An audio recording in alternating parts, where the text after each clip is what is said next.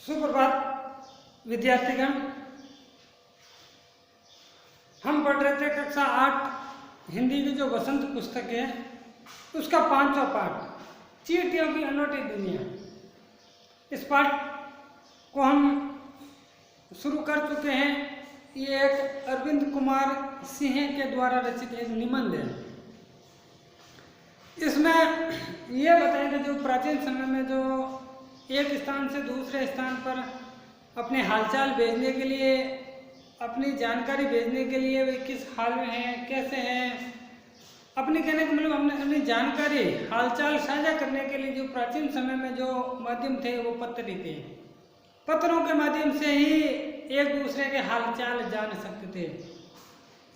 जिस प्रकार वर्तमान समय में फोन, टेलीविज़न, रेडियो का भी अब प्रचलन बंद हो गया, कंप्यूटर है, ईमेल है, व्हाट्सएप है, इंस्टाग्राम है, विभिन्न प्रकार का जो विज्ञान के जो स्रोत है, टेक्नोलॉजी के स्रोत है, इनके माध्यम से आजकल हम प्रेरित हैं।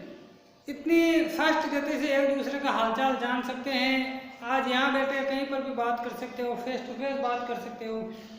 तो प्राचीन समय में ये प्रणाली नहीं थी। उस समय में केवल संदेश ही भेजे जा सकते हैं कि लिफाफा में पत्र पे लिख के भेजे जाते थे। वो महीने में, 2 महीने में, 3 महीने में, 15 दिनों में पहुंचते थे। और जब भी पहुंचते थे तो घर वालों को या जो जिनको भेजते थे और जब उनके पास पहुंचता था तो उनको एक सुकून मिलता था कि भाई हमारा बेटा है, हमारा जहाँ पे भी कोई कमाने वाला बाहर रह रहा है या कोई सर्विस कर रहा है वो खुशहाल है। ये सबसे ज़्यादा प्राचीन समय में जो हमारे बॉर्डर पर जवान तैनात है वो ज़्यादा प्रयोग लेते थे, काम में लेते थे। वो अपना सुख दुख का जो समाचार है वो भेजने के लिए अपने परिवारजनों को इस संदेश का प्रयोग करते थे। तो इनकी दुनिया अनूठी है, इनका स्थान कोई नहीं ले सकता। आज विज्ञान ने इतनी प्रगति कर ली कि इसकी चीज़ों का चलन कम हो गया, लेकिन इनकी जगह कोई नहीं ले सकता। इनको हम सहज और संभाल कर रख सकते हैं। ये प्रतियोगिता भी अभी वर्तमान में चिट्ठी जो लेके गए, पत्र लेके गए, इनकी प्रतियोगिता भी होती है स्कूलों में। तो इस पाठ को हम शुरू कर चुके हैं। तो देखिए मैं आप कहाँ से शुरू करें। पेज नंबर 24 ऊपर से जो तीसरी लाइन है वहाँ से मैं शुरू कर रहा हूँ। जिसने भी ये पहली क्लास नहीं देखी वो पहली क्लास देख लीजिए, आपको विधि आराम से समझ में आ जाएगी। फिर आगे है सीधे आप ये वीडियो देखोगे तो समझ में नहीं आएगी। तो देखिए, पंडित जवाहरलाल नेहरू जो भारत के स्वतंत्रता सेनानी थे, नेहरू ने प्रधानमंत्री भी रह चुके थे। सन 1953 ईस्वी की बात है। हमारा देश आज़ाद कब हुआ था?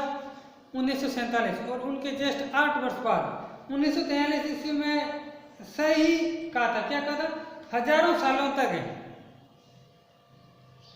संचार का साधन, संचार का मतलब होता है संप्रेषण, एक स्थान से दूसरे स्थान पर जो संदेश भेजने का माध्यम, जो हालचाल भेजने का माध्यम केवल हरकारे मतलब वो होते हैं जो पैदल चलते हुए या साइकिल से चलते हुए एक स्थान से दूसरे स्थान पर संदेश भेजने, जिससे आप कहते हो रनर्स या फिर तेज घोड़े रहे होंगे।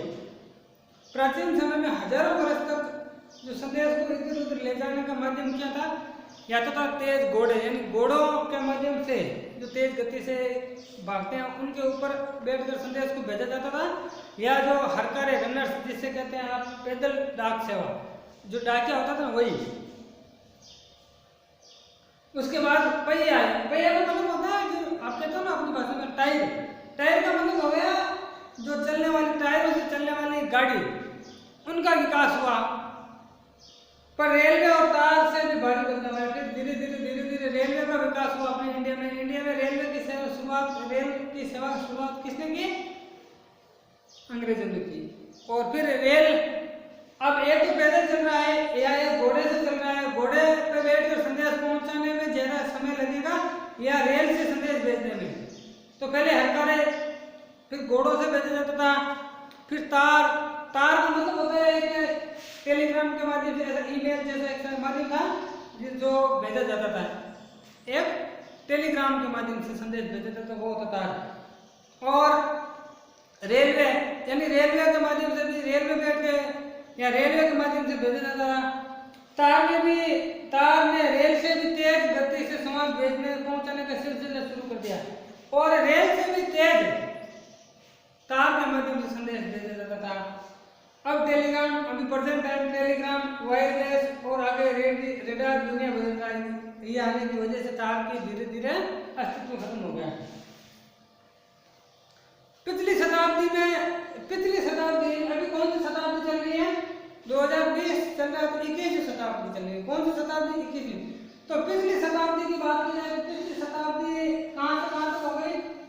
पिछली शताब्दी हो गई 1901 ईस्वी से 2000। ये थी पिछली शताब्दी में पत्र लेखन में एक कला का रूप ले लिया। कला का मतलब होता है हुनर, आर्ट कहते हैं जिसे। कला का मतलब क्या होता है? हुनर। कला का रूप ले लिया। डाक व्यवस्था के सुधार के साथ पत्रों को सही दिशा देने के लिए विशेष प्रयास किए गए। पत्र संस्कृति विकसित करने के लिए जो पत्र है ना, लेटर, वो संस्कृति विकसित, जो अपने इंडिया की जो कल्चर है, जैसे अपना पहनावा ले लो, वेशभूषा ले लो, जो पारिवारिक धार्मिक सम्मेलन ले लो। इंडिया की यही तो इंडिया के पॉपुलेशन की कल्चर क्या है? जैसे हर एक स्टेट की हर एक अलग अलग कल्चर होती है। प्राचीन जो सनातन धर्म से, प्राचीन सनातन काल से जुड़ी आ रही जो मान्यताएं हैं, वही कल्चर है। तो संस्कृति विकसित करने के लिए स्कूली पाठ्यक्रम में पत्र लेखन का विषय भी शामिल किया गया है। अभी जैसे मान लो आप, इसमें भी आपका पत्र लेखन आएगा। बोर्ड की परीक्षा में पत्र लेखन पूछा जाता है कि एक पत्र लिखो जिसमें मान लो ये कहा गया है कि आपकी बहन की शादी है और शादी के में आपको किसी को बुलाना है, या आपको ये कहा गया कि आप विद्यालय में रह रहे हो, हॉस्टल में रह रहे हो और आपको रुपए पैसों की जरूरत है, अपने परिजन वालों को एक पत्र लिखिए। इस प्रकार अभी वर्तमान समय में भी जो राजस्थान की पाठ्य पुस्तक है उसके पाठ्यक्रम में पत्र का एक चैप्टर चलता है।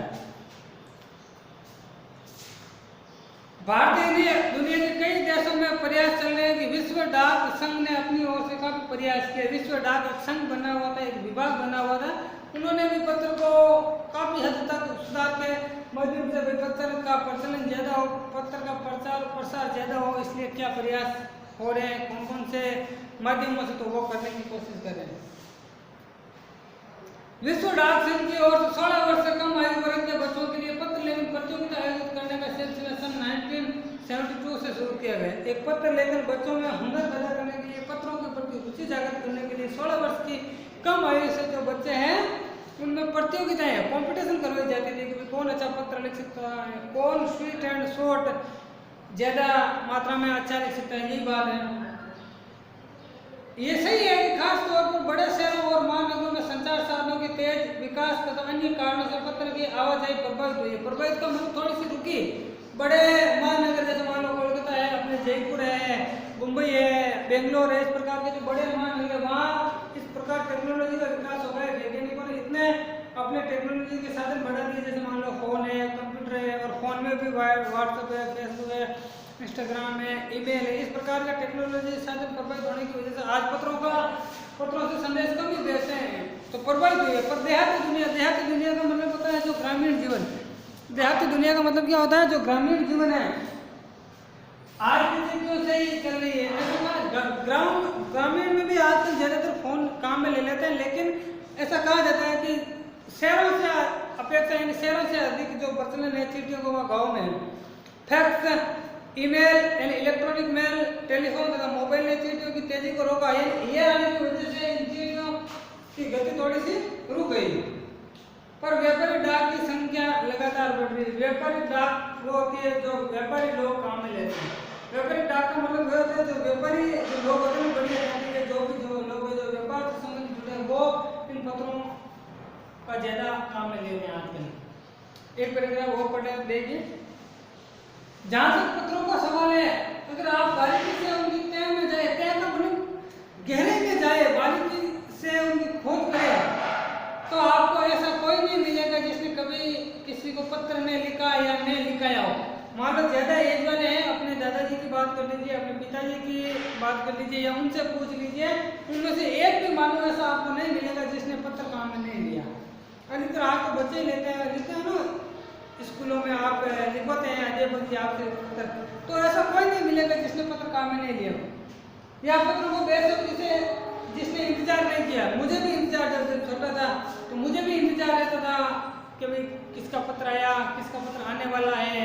इस प्रकार हर एक पत्र का बेसब्री से इंतजार है, जिसको बेसब्री में सब्र नहीं करना, मन में एक हर समय ऐसी ललक बनी रहती है कि किसका पत्र आया, किसका पत्र आएगा। ऐसा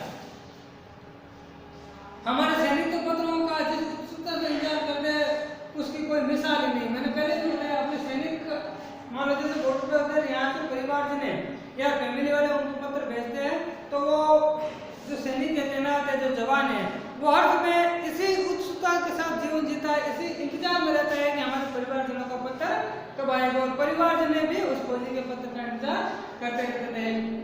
उसकी कोई मिसाल ही नहीं, मिसाल का मतलब ऐसा कोई उदाहरण ही नहीं है।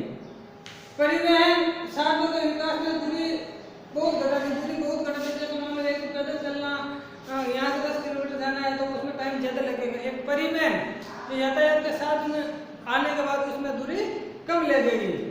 तो ये भी पत्रों की मतलब उनको भी प्रभावित हुआ, परिवहन से भी पत्र की दूरियां कम हुई।